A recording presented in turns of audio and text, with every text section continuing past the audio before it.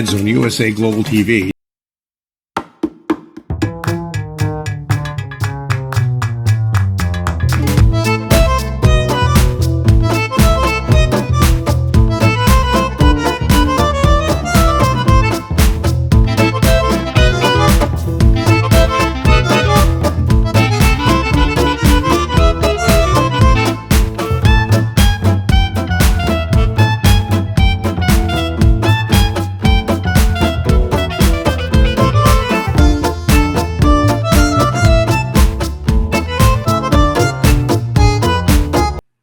Hi, Red O'Loughlin here with the Talking Heads show on the USA Global TV and Radio Network. And I thank God, Dr. Jacqueline, for giving me this opportunity. I've done, I guess, dozens of these throughout 2022, coming up on a 1 year anniversary very quickly. And to end this year, we didn't have a program last week because of Christmas. I started a two-part series on health hacks, and that's what we're going to continue on is what can you do nice and easy that will allow you to improve your health. And let's just go ahead and pop up this first slide if I can get it to come up. There we go. And back up one. And that.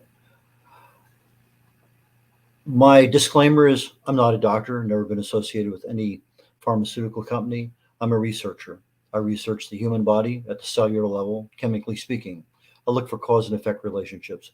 Treat a cause, fix a problem. Treat a symptom, and you'll always be treating symptoms. I fell in love with chemistry when I was a sophomore in high school. I got a degree in it. Unfortunately, I got an invitation to Vietnam before I had a chance to do any practice of it. So I never really got into it. I've done a couple little forays where I touched on it for a short period of time, but nothing appreciable. But my wife came down with breast cancer about 6, 7 years ago, and it kind of forced me to go back in and do some research into what can I do based on what I can find in the literature.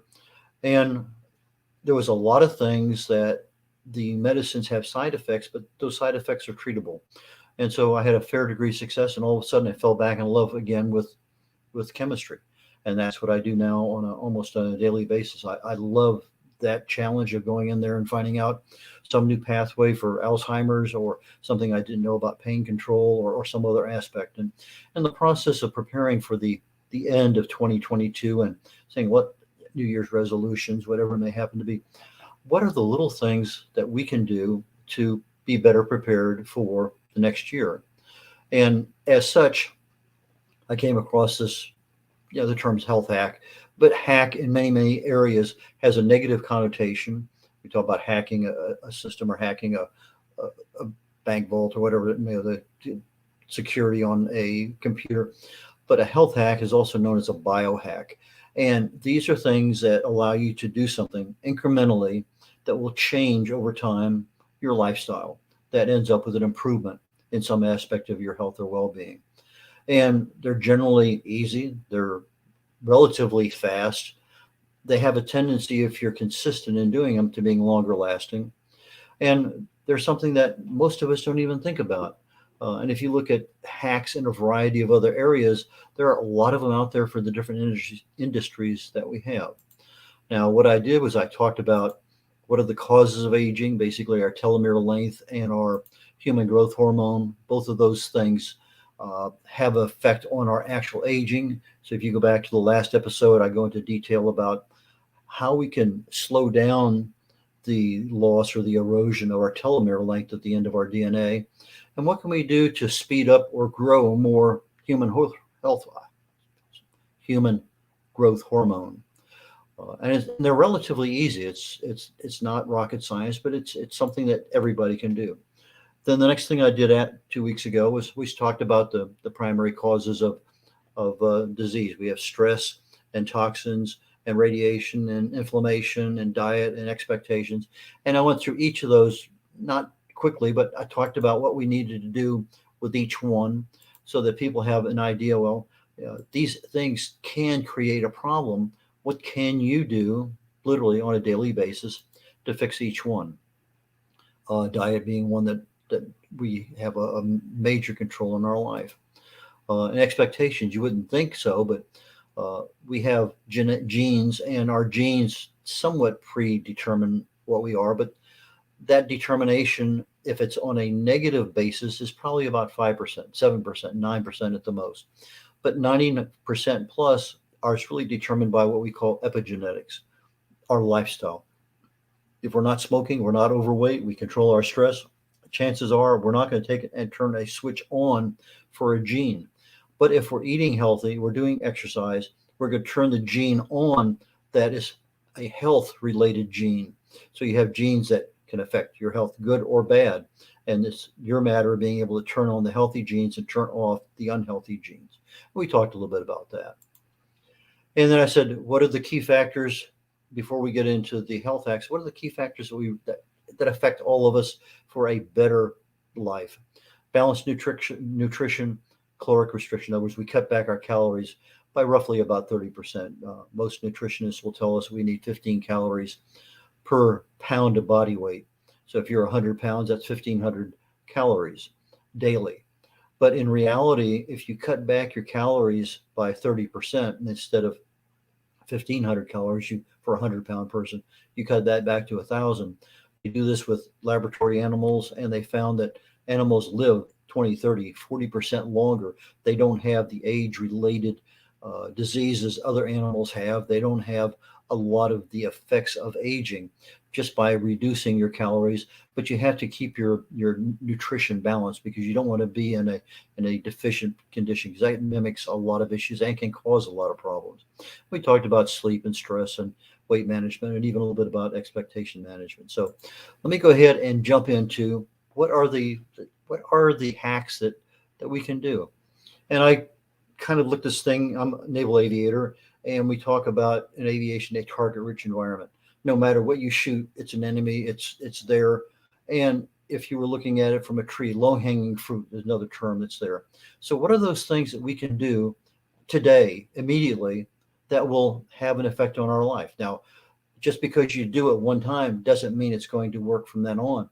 These are things that you have to do and continue to do for a while. One of the things I changed years ago to was a smaller plate. I used to use the regular large size dinner plate. Now I use a smaller salad plate for my dinner. Everything goes on that one plate. That's it. It's full. I don't go back for seconds. You're restricting your calories because you can't put everything on there. And you may think, well, I'm not getting as much as I have. Well, maybe part of the problem was you were getting too much to eat. And as a result, maybe those extra 2 or 3 or 10 or 20 pounds got added on, and they just don't seem to want to go away. But a smaller plate is a simple, easy thing you can start today. Just that's what you use for every meal, and you fill up the plate, but don't go back for seconds. Water. We have stomach acid. It's there for a reason. It's there to extract the nutrients from the foods that we eat.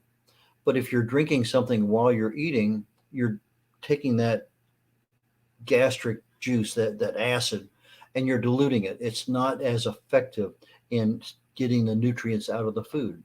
So if you're choosing foods that have a fair amount of liquid in them, they're moist fruits and vegetables and things, you're going to find that you really don't even need water or a liquid at meal. But if you're going to have something there, just sip it when you need it. But drink your water or whatever you're having 30 minutes prior to eating and 30 minutes after eating. That allows the stomach acid to do most of the work that it needs to do. Well, if you're having foods, why not buy healthier foods? We hear the term organic. There's all sorts of things out there when you start looking at terms. And maybe part of 2023 should be one of those things where you read and understand the labels, not just the label on the product, but the labels that go across the front. If it says organic, is that really organic? If it says pasture fed, it says non-caged. What do those terms really mean? Gluten-free, all sorts of terms out there. And Dr. Google and Dr. YouTube have all sorts of videos and information on what does organic really mean. And if I'm going to spend an extra 50 cents for this particular fruit or vegetable, what is it really worth to me? Well, depending on a number of factors in your body, the toxins that may be in that regular food that you're buying all the time, this may be one way of reducing those toxins. It may be a way of getting a healthier input into your body. But there are so many things there that that we just take for granted. We don't even know. We've been doing it forever. But along with reading and understanding the labels have to show what's in there. So if it shows something that it's like ice cream. One of the carcinogens in ice cream is called carrageenan. And carrageenan makes that ice cream taste so luscious, so smooth, so velvety, so creamy. Just you're wondering why you can't make ice cream at home and have it as creamy as you buy from the store. Well, it has these extra added ingredients, and sometimes they add in extra colors in order to make things look better, or they add in extra preservatives to make things last longer. Well, if you take a look at that exact same food product label in Europe and compare it to the United States, there may only be 7 items in the European food made by the same company, same manufacturer, same everything, literally same packaging. But in the United States, there'll be 2 or 3 times, there may be 20 items in that same one because the restrictions that Europe puts on toxins are totally different than what the United States puts on them. So understanding labels and what's in there, but if it has a food color, avoid it. If it has fragrance, avoid it. There's just a lot of things. But when you start getting into your personal care products, your body lotions, your hair shampoos, your everything you put on your body, your toothbrushes, your underarm deodorants, all sorts of things have extra items in there. What would be best for us is to find those that have almost nothing in them that still give us the intended response that we want. Underarm deodorant, I use coconut oil. I find it to be very effective. It's a great lotion. It's good in so many different ways, but I buy it as unprocessed, as a cold, unfiltered coconut oil. I use it to cook with. I use it in so many different ways. Another health hack that we can look at when we start setting goals for 2023, our New Year's resolutions. One of those things, well, I want to lose weight. Well, our our mind, our subconscious mind hears the same thing, and its whole purpose in life is not to allow you to be embarrassed or hurt. But if you've done something in the past and you didn't succeed, it doesn't want you to fail. Even though it may be good for you, like losing weight, it's going to counteract everything that you want to do. So set a realistic goal. Maybe the realistic goal is I want to lose 2 inches in my waist. Well, maybe that's a goal your brain hasn't heard before. And that's something that's doable because there's nothing there that's going to counter that. But along with that, you need consistency. The easiest way that I've found ever to be consistent in something is to have an accountability partner. So if you have a spouse, a friend, even just a partner, a coworker, and all you may end up doing is just texting a smiley face to somebody saying, "Hey, I did what I was supposed to do today." There's no reason you have to get on a long phone call with somebody on a regular basis or send an email back and forth. But somebody that you say, "I did what I was supposed to do, and I'm consistent today," and that accountability partner will hold you accountable for what you tell them they want to do. So if you're saying, "Okay, I'm going to cut back. I want to do intermittent fasting and only eat within a 6-hour window," and every day you send them a thumbs up that was achieved, great. If you send them a thumbs down, you know, yeah, 1 or 2 is probably not too bad in a month. But if you're getting 3 or 4 thumbs down in a row, maybe you need to talk to your accountability partner to see what's going on in your life. Stress is something that affects all of us. And during Christmas and New Year's and all sorts of other things, family, all sorts of things get in our way. We've just gone through the last month of upstairs bathroom renovation and downstairs bathroom renovation, and it has just kicked our butt with regard to all sorts of things going on. And it has made a significant difference in what's going on. Regardless, we understand it, but sometimes the stress just gets to us. Sugar restraint. Reading labels allow you to see how many carbohydrates are in something. And the biggest item that I look at on every single label is the sample size.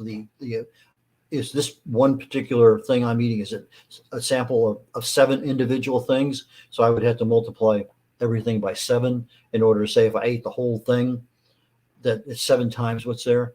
So look at this, the size of what you're eating. If it's 1 ounce and there's 12 ounces in whatever is there, you really need to know what's there, because sugar restraint is something that if I'm going to cut back, it only has 3 grams of carbohydrates or 3 grams of sugar.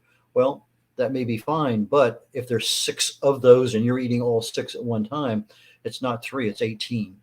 And so it's becoming aware and being knowledgeable of what you're eating. We talked a little while ago about having liquid 30 minutes before and after our eating. Well, hydration is super critical for our bodies. And that is something that needs to start in the morning. If we wake up, first thing you do, go to the bathroom, you're probably dehydrated. And the first thing you want to do is go have something to eat or drink. Well, a lot of us have a habit for coffee or tea the first thing in the morning. Nothing wrong with that. But if you're eating just because it's a habit, maybe you're dehydrated and your body's telling you you're hungry, and then really you're just dehydrated. So maybe it's a better way of listening to our bodies as to when do we eat, what do we eat. I talked about avoiding toxins. There are as many toxins in the foods that we have as there is in the air that we breathe, in the clothes that we wear, the soap that you use to wash your clothes in, the personal care products. Toxins are all over the place. Our liver has to process them. If you're not taking time away from eating, sometimes you hear nutritionists say, well, you really need 5 or 6 or 7 small meals a day. To me, I think that's probably some of the worst advice possible, because you never allow that sugar balance to settle down. You never give your liver time to really relax and do its job. So if you can avoid some of the toxins on the front end, you're actually allowing your liver to do its job more properly. If I get into fasting, I do a 72-hour fast every month. I do an intermittent fast every day. Intermittent fast means that there is a window that I don't eat in. That window is 15 hours, 18 hours, 20 hours, whatever that window may be for an individual. So if I'm eating 2 meals a day and I can eat between noon and 6 p.m., and I have my first meal at 12:30, my last meal at 5:30, but I have 18 hours of intermittent fasting, I don't eat during that period of time. I don't take anything that causes a metabolic response in my body. So those are things that can be done. But if you're a breakfast person and you need to be able to have, and you're working and you can't do, I mean, there are a lot of options out there. But prolonged fasting on a periodic basis, maybe over a weekend, something to consider. A prolonged fast is where you just have water only. I have water or unsweet tea. OMAD, 1 meal a day. A lot of people take that 1 meal a day, and that's what they have, whether it's late afternoon, early evening, noontime. We hear the best meal of the day is our breakfast. Well, that's American propaganda. If you look at Western philosophy, that's what they say. Breakfast is the most needed, healthiest meal. But in reality, if you look at Eastern philosophy, they said, I don't care whether you eat breakfast or not. It's not that important. To Eastern philosophy, they would rather have a large lunch, allow your body to digest that stuff throughout the rest of the day, and then have a light meal later on in the afternoon. But if we're sitting there and we have a big meal for breakfast, we have another sizable meal for lunch, and then we come home and have a big meal, all of a sudden it's going to affect your sleep, is going to affect a lot of things. So fasting is something that can be incorporated. It depends, a lot of issues with there. But again, if there's something going on, you're diabetic, talk to your doctor about what you can do and make sure somebody's following you on that, because that's a tough one to walk down that road without doing it before. Exercise. Well, we hear this all the time. It gets more blood through the system. It gets more blood to our brain. We feel better, endorphins, all sorts of things. But walking is as good as anything else if you've never done it. It gets you outside, fresh air, sunshine. But sometimes the exercise is not just lifting weights and running. Sometimes that exercise is just getting up and down from a chair. Maybe the commercial's on, hit the mute button, and hold on to the back of the chair and just do some squats. Maybe it's standing on one leg to get balance. Maybe it's stretching.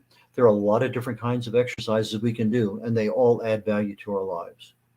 I'm a big person on medical appointments. I have not missed an annual physical since 1968. I got involved with the Navy on flight physicals for 31 years. And when I got out of the Navy, I kept I'm not getting the flight physical anymore, but I'm getting my annual medical checkups, whatever they may be. And that includes the dental, and for me being a redhead, dermatology and things. So make sure, if you have not had one in a while, even if it's just a wellness check, which is less intensive, less costly, have somebody take a look at you on an annual basis, because you need a baseline saying, this is where I am today. If something changes in the future, then you know where you were and what may options might be more applicable because you can catch something a whole lot sooner. Get more sunshine. Well, UV light is good in many, many regards. If we get too much of it, we get sunburn. But infrared is something that goes all the way down to the cellular level of our bodies. I've written about it, I've spoken on a couple occasions. But infrared is probably more valuable than anything else out there. Yet we wear long sleeve shirts, we put on sunblock, we have panes in our windows, we're going to LED lights. We're doing everything in our power to get away from infrared. We're getting more and more exposure to blue light off our computers and televisions and everything. We really do need more sunshine. And that is one thing that for the people living in the South is much easier to get in the wintertime than the North. But it's something as you start factoring into your lifestyle, how can you get more sunshine? How can you get out there in that fresh air and do more? Some more health hacks. Tai Chi, yoga, those are things that you can see on YouTube and just kind of follow along. It'd be nice if you joined a class and you actually had in person massages. I fell in love with Japanese massages back in the early 70s. I've never had one before. I'm over in Japan. A whole group of us go to a massage place, and it's amazing. Family is in there, just all sorts of things. I fell in love with it, and from there I've been to 61 countries in the world. I've had massages all over the world. It's something that I love, and it's such a health thing to have. And sometimes you can actually do a personal, self massage certain parts of our body. But there's also massage schools, and they need people to come in and be not guinea pigs, but they need people to work on. And you may think, okay, well, it's a massage. They actually have to go through a lot of education on the muscles, the tendons, the everything there, and so they need people to practice on. That may be a low cost option. Gut health. Uh, Most of us don't think about it. We just eat and eat and eat, and sometimes our gut works well, sometimes it doesn't. Sometimes it gets upset. Sometimes we vomit. Sometimes we have diarrhea. Everything that happens has to go through our gut, and your gut health is easy to control with fiber, with probiotics, with prebiotics, but it's one of those things we don't think of very much. You want to get more nutrients out of our food, we need to have the proper things in our gut. Now, our gut, as I talked about in the mental health, and I talked about it in our brain health sections, your gut is your second brain. And you start looking at everything. You talk about gut feeling. Well, your gut literally is your second brain. There's so many things in there that go back and forth between your brain and your gut to stop eating, to feel just lots of things. So let's take a look at. Dr. Berg is one that I like, Berg, on his YouTubes. So you put in Dr. Berg gut health, and you'll find so many things in there that, oh, that's neat. I can do that. Uh, Posture. A lot of times we lounge in a chair, we watch TV, or we're slopped over a computer. We never really take time to actually sit up, sit straight, and try to improve our posture. A simple thing. Maybe every time a commercial comes on, move to the edge of your chair and just sit on the edge of your chair with your back straight, your shoulders back. Again, a lot of YouTube videos on how to improve your posture. Uh, Virgin territory if you've never done it before. Um, Smoking. Again, we all know the hazards of that. Stop or go ahead and seek help on that. Alcohol, we hear so many things about, well, glass is fine, but there's nothing saying you have to have a glass every single night. So, maybe what you might want to do is have a glass tonight, no glass tomorrow, have another glass the following night. Or if you're out at a party, particularly New Year's Eve coming up, you have a glass of wine or beer, but in between, have a glass of tea, have some water, a bottle of water, but switch off in between so you're cutting down, reducing the amount of alcohol that you have.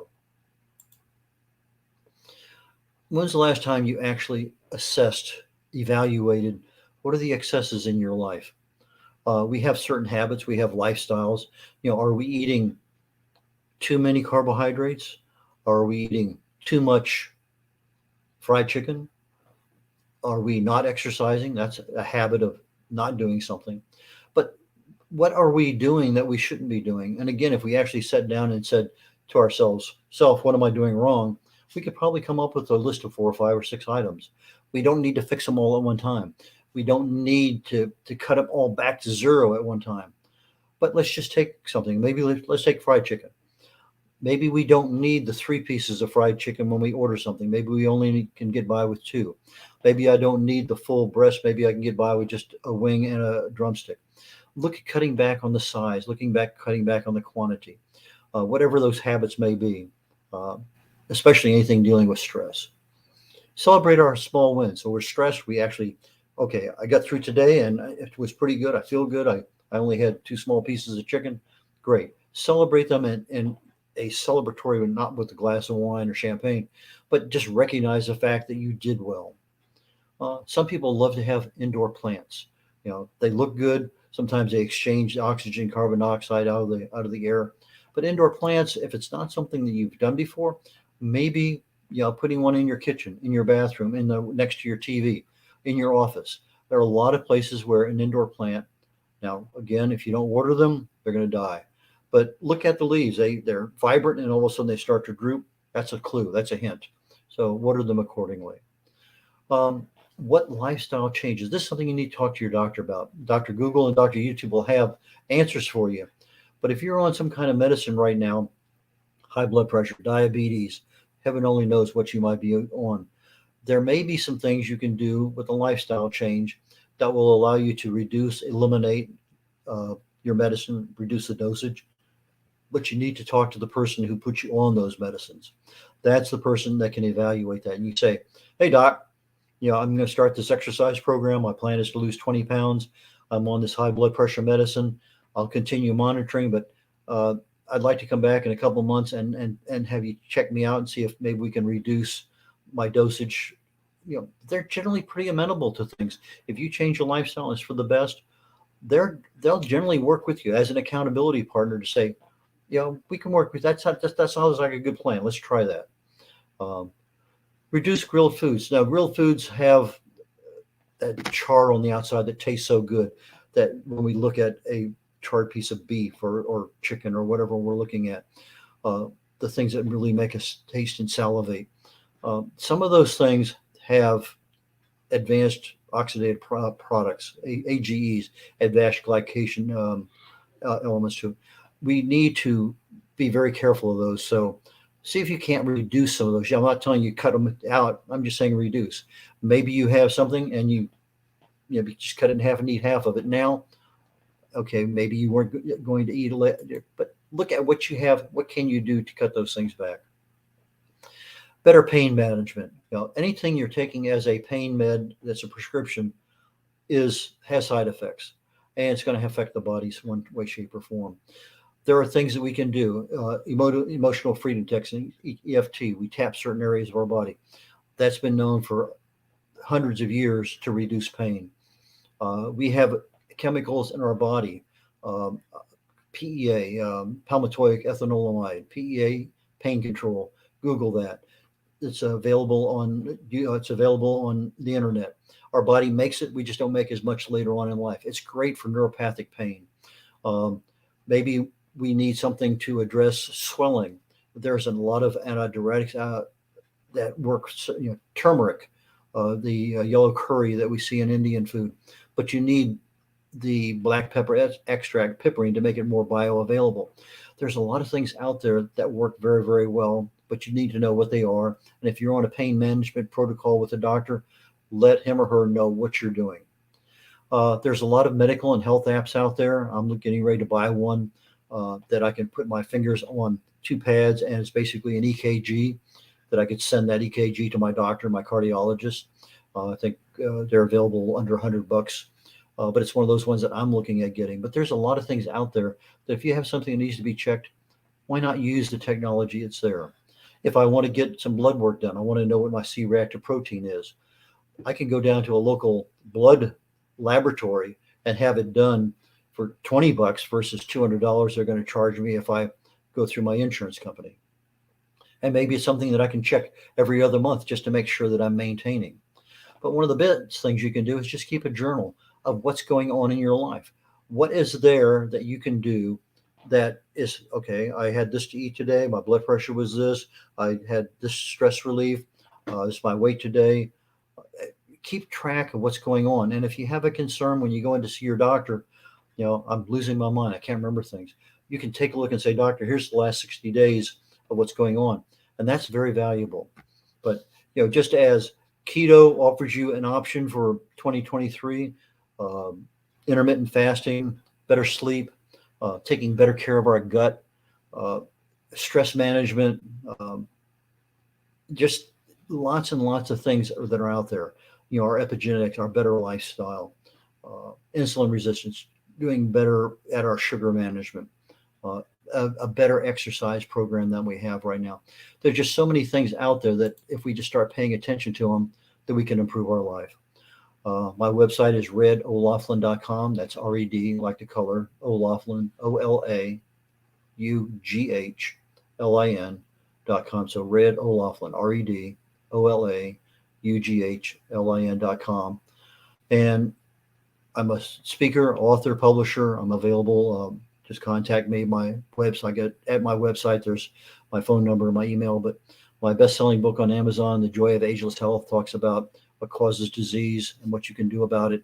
And my Longevity Secrets to Healthy Aging talks about telomere length and our human growth hormone and what accelerates or decelerates the aging process. And with that, I'm concluding my final broadcast on the Talking Heads program of the USA Global TV and Radio Network for 2022. And I look forward to you all joining me in 2023. And I thank you very, very much for all the support that I've received this year, and especially from Dr. Jacqueline Kerbeck. Thank you. And you all have a wonderful time and a happy new year, and look forward to chatting with you all next year. Take care.